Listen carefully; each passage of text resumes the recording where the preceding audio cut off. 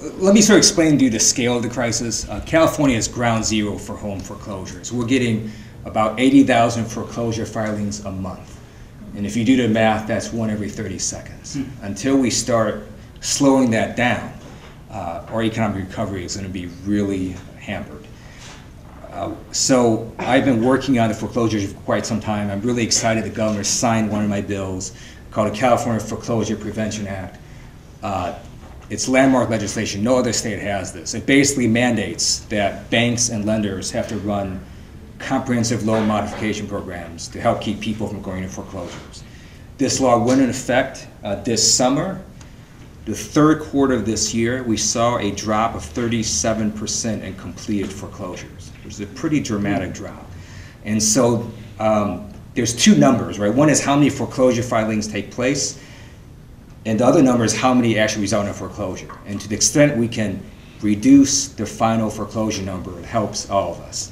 And that's because the foreclosure is probably the most inefficient market mechanism humankind's ever designed, right? With every foreclosure, the bank loses more than half the loan value, family gets dislocated, all sorts of fees are paid, then the house floods the real estate market, destabilizing the real estate market, then it becomes empty, gangs go into it and becomes blight, and there's a public safety problem. So it's a lose, lose, lose, lose proposition.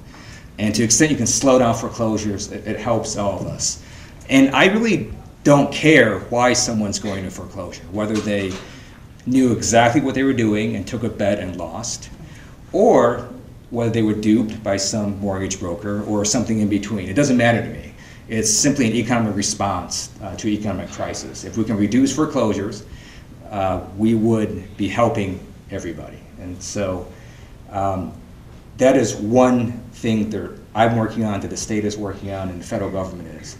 On a going forward basis, I had another law signed that the governor actually vetoed last year and then signed this year. And what it does is it bans some of the worst practices in the subprime industry. So one of them, for instance, was called steering, where their mortgage broker or bank acting as a mortgage broker would put you in a higher interest rate, riskier loan, even though you had qualified for a lower interest rate loan. And they did that because they got more commission in their pocket. So the bill bans that. It also bans what's called the negative amortization loan, which is a loan, Wachovia marketed this loan, and they call it the pick a payment option. So what would happen is consumers would pick a payment that was lower than their interest payment per month. So the difference kept being added to principal, and the longer they held the loan, the bigger the loan got.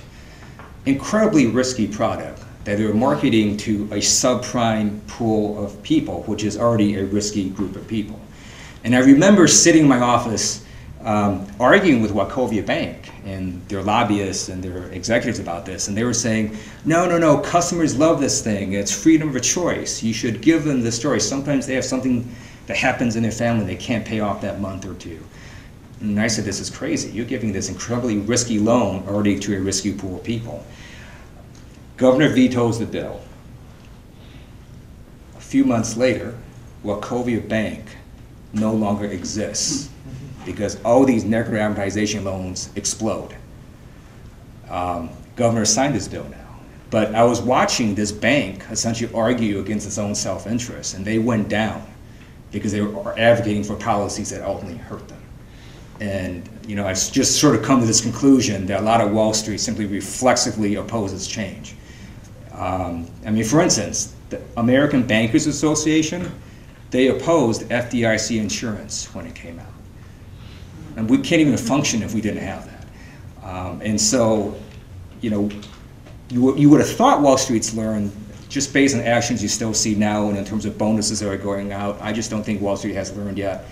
And I'm just very upset and angry about it. So as Attorney General, I'll do everything I can to rein in their practices.